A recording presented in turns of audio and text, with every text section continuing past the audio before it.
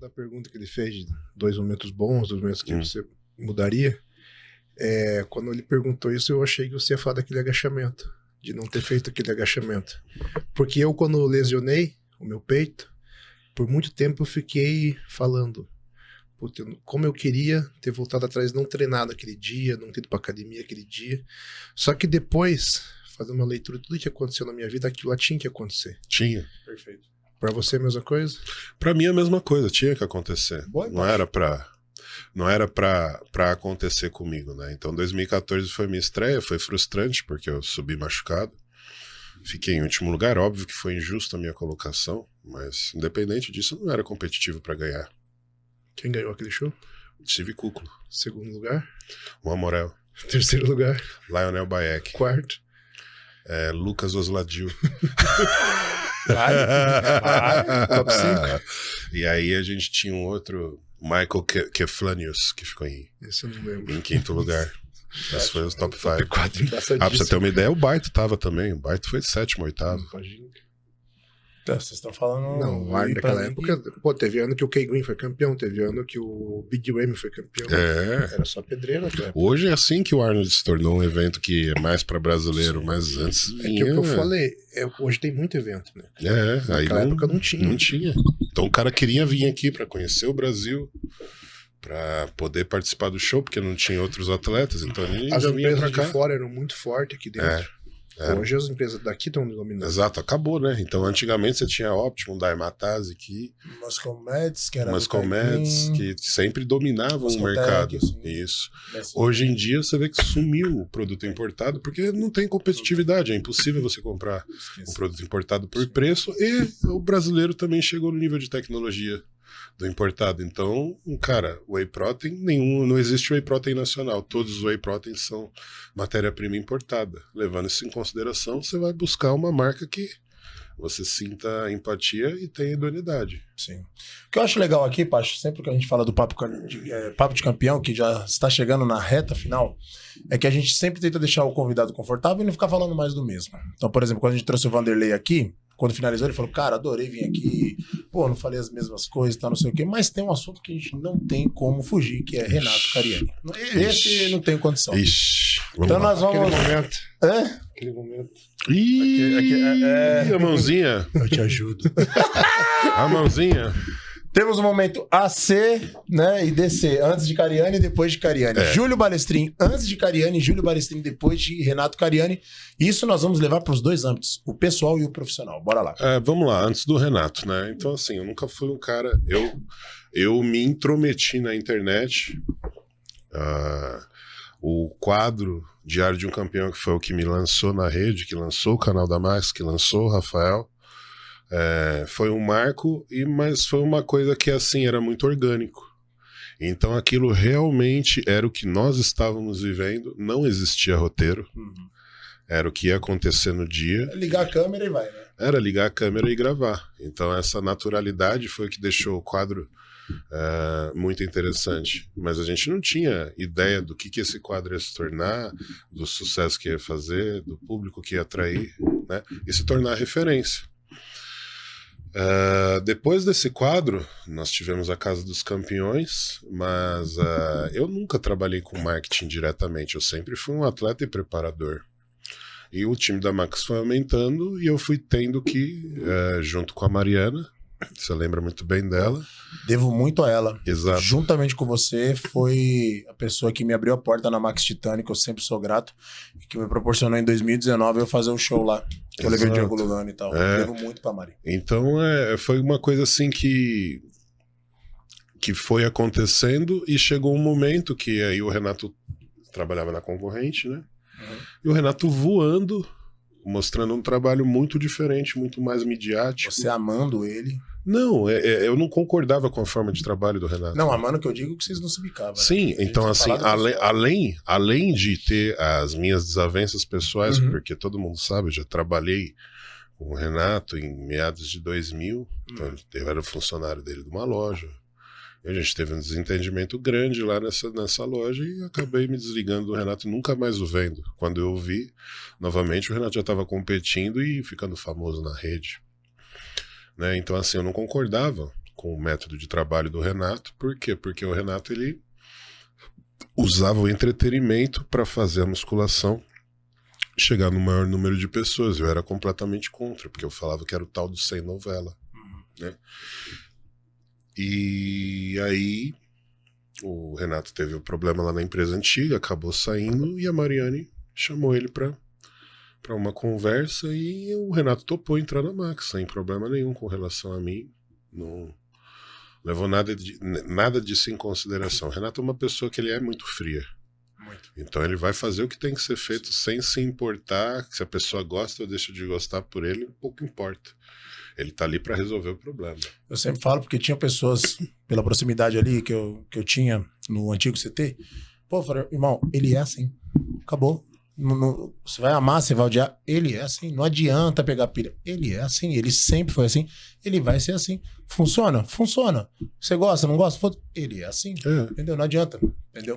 Então aí o Renato foi chamado para a empresa, eu não vou trabalhar com esse cara, eu tive problema com ele, não gosto de como ele trabalha, não gosto da pessoa, eu não quero, tô saindo, não quero mais. Mariane bateu o pé e falou, não, velho, você não vai sair. Não vai sair, vai pra casa, descansa. O Júlio me falou esses dias que ele tinha até indicado um treinador pro lugar dele. Isso, eu falei, põe o Pacho no meu lugar. Eu lembro, eu tava no carro. Eu falei, O dia da reunião foi o melhor. Ele falou esses dias, eu não sabia. Você não sabia? Não. O dia da reunião foi impagável. Por quê? Porque a gente tinha marcado uma reunião lá da Max, né? Eu falo, isso aqui é maravilhoso. E aí a gente chegou. Só que até então era só do time, né? Sim. E a gente tava ouvindo que o Renato ia entrar na Max, só que não era aquela coisa certa e tal, mas não sei o que entrou. A gente chegou na reunião, foi numa loja lá em São Paulo, do Mano Mal conhecido. Na loja do Kim, na Quality. Cheguei lá, dei de cara com o Renato. E ninguém sabia. O Júlio não sabia. Eu falei, vixe. Aí eu sentei do lado do Maurício. Pergunta pro Maurício, mano. Aí eu mandei mensagem, Júlio, que Renato tá aqui? Ele, mentira, Renato tá aqui, tá bom. Aí o Maurício falou pra mim, ô nego, que o Júlio vai. Eu falei, vai. Você acha que pode? Eu falei, vai dar merda. Aí eu sabe assim, o Renato, ixi, tá bom. Aí o Júlio chegou, velho. Eu não lembro quem que tava, velho. Acho que tava o Vander da porta. O Vander, não sei quem. Acho que o Bad e o Renato. O Júlio foi deu uma pra todo mundo. O Renato ele pulou e deu uma mão. O Renato começou a ficar vermelho daquele jeito dele, tá ligado? Nossa senhora. Aí começou o quebra-pau. Já falamos em outro podcast lá quem que era. Deu um problema entre o Horst e o Bruno Santos, né? E tal. Aí o Júlio, você acha que tá com problema? E eu que vou ter que aturar esse cara aí. Foi impagável, velho. Aí a gente foi embora. No que a gente foi embora, o Lucas tinha te ligado. Sim. E aí, assim, eu tava no banco de trás, né? E eu discutindo com o Lucas. E o Lucas, ele discutindo com o Lucas. Mas o que foi engraçado? Na reunião, o Renato tinha falado, olha, uma das primeiras coisas assim, que eu bato na tecla é a identidade visual. Então, já conversei com a Mariane, quem vai fazer nossas roupas é a Mitty, que não sei o que, não sei o que, não sei o que lá. Pô, beleza. Aí, estamos indo no carro, o Júlio aqui, a Bia no passar do banco de lá. Eu aqui, eu não lembro, tinha mais alguém, não vou lembrar. Acho que era o Bruno, né? Eu não vou lembrar. Eu sei que o Júlio rasgando. Não, Lucas, não tem condição. Não quero, que não sei o que, não sei o que. Não, faz favor, põe o Pacho no meu lugar. É um excelente treinador. Eu tava nesse dia, não sei o que lá. Não sei o que, não sei o que. Ele desligou, mano, jogou o celular assim, ficou um silêncio. Aí eu falei assim, bom, pelo menos a gente vai ter umas roupas da hora nova, né, e tal, não sei o que. Eu só vi o olhinho dele assim no retrovisor assim, falei, vixe, cala a boca, Carlão. Fica quieto, caralho. Foi muito da hora, velho. Mas nesse dia eu lembro, ele falou pro Lucas, põe outro no meu lugar, quer saber? Põe o Pacholoc, excelente treinador. Eu não fico, coloca ele no lugar. Põe o Pacho, ele vai cobrir meu lugar tranquilamente, mas eu tô saindo. Da hora. Fui pra casa. Ele falou isso pra mim antes de eu ir pra Europa agora. Aí, Mariane me chama de novo. Mais uma reunião. Aí a Mariane me deu checkmate. Falou, não, peraí, eu preciso primeiro entender o porquê de tudo isso. Eu falei, tá, quando você entrou aqui na Max, o que você prometeu pra mim? Você não falou que você ia me ajudar a empresa a crescer? A empresa não tá crescendo? 3 tapas na cara, hein? Agora a gente tá indo pra uma nova fase. E o Renato faz uma coisa que você não sabe fazer. Então, assim, a gente precisa do Renato. Assim como precisamos de você. Eu não posso deixar você ir embora. E o combinado comigo era, você vai promover a empresa até o dia que precisar promover a empresa. Então, ali eu, fiquei sem resposta, né, cara? Aí eu, não. Então tá, vamos aceitar. Aí eu falei, caralho, velho, o que eu vou fazer, mano? Como é que eu vou falar? Eu não tenho nem o que falar pra esse cara, velho. O que eu falar pra ele vai ser discussão. Aí chegou no dia da gravação, quem levou foi o Muzi pra apaziguar. Chegou lá, o Muzi... Terça-feira. Ele me ligou, o Muzi me ligou depois. Falou, mano, te contar uma aí. Tá sentado? Eu falei, o que aconteceu? Ele falou, fiz o Júlio e o Renato se falar, tá de boa. Falei, para, Muzi. Sério? Foi numa terça-feira. Eu falei, jura? O que você fez? Falei, só coloquei eles pra conversar. E fui embora. Acabou. Falei, mano, você tá falando sério? Ele falou, sério? Manda mensagem aí pro Júlio. Porque o Muzi sempre foi paz e amor, né, mano? Tipo, peraí, vamos soltar o balão da paz. Tá, não balão não. Balão não, deixa quieto. Entendeu, né? Mas foi assim, cara. E aí, a gente fez o vídeo mudo lá, né? Já, né? Na ideia da novela do Renato. E aí, nesse dia, eu mesmo não aguentei, né? Na hora que acabou o vídeo, teve o lance da mãozinha lá, como vocês mencionaram.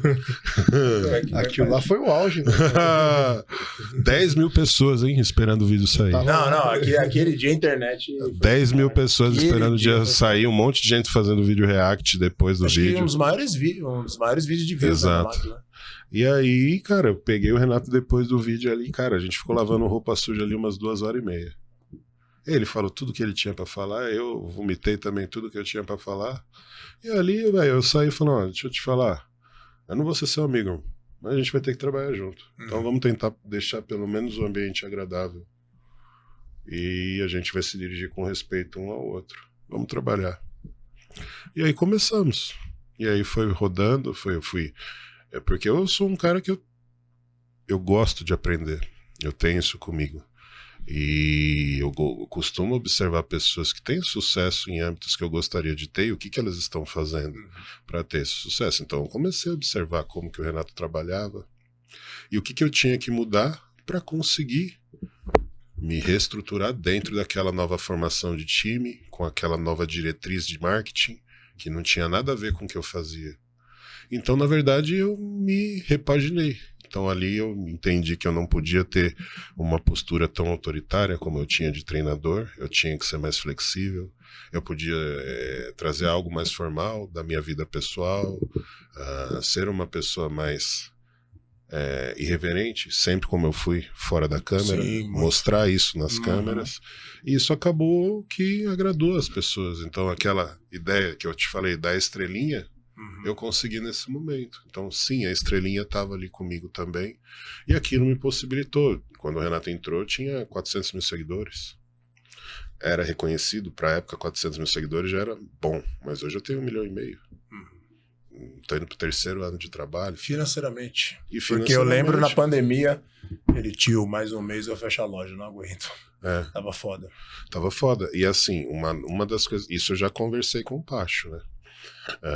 Quando o Renato entrou, eu já vinha muito saturado e muito triste com o que vinha acontecendo com os atletas que eu vinha preparando. Então, os planejamentos que eu estava montando não estavam sendo benéficos para você. Não benéficos para mim, mas assim, os atletas não enxergavam a estratégia que eu montava como a melhor estratégia. E começaram a querer buscar o próprio caminho, que também é direito deles. Sim. E aí eu comecei a ficar muito insatisfeito, porque até ontem era bom. Agora hoje, porque você acha que você está pronto, você quer fazer um outro caminho, mesmo sabendo que você não vai conseguir ter o sucesso agora, você vai querer fazer? Vou. Então, tá bom. Então, devido às decepções que eu tive com os atletas, eu comecei a preparar o Renato e o Renato me deu a ideia. Falou, cara, por que você não para de treinar atleta? Por que você não tira o foco disso daí e começa a focar em pessoas comuns, em pessoas normais que querem performance, mas que não são atletas? É ali que está o dinheiro. Entenda uma coisa, Júlio, você está trabalhando com 1%. Perfeito. Esse 1% é performance? Vão fazer o seu nome crescer? Vão, mas eles não vão ter o aditivo financeiro para fazer você crescer.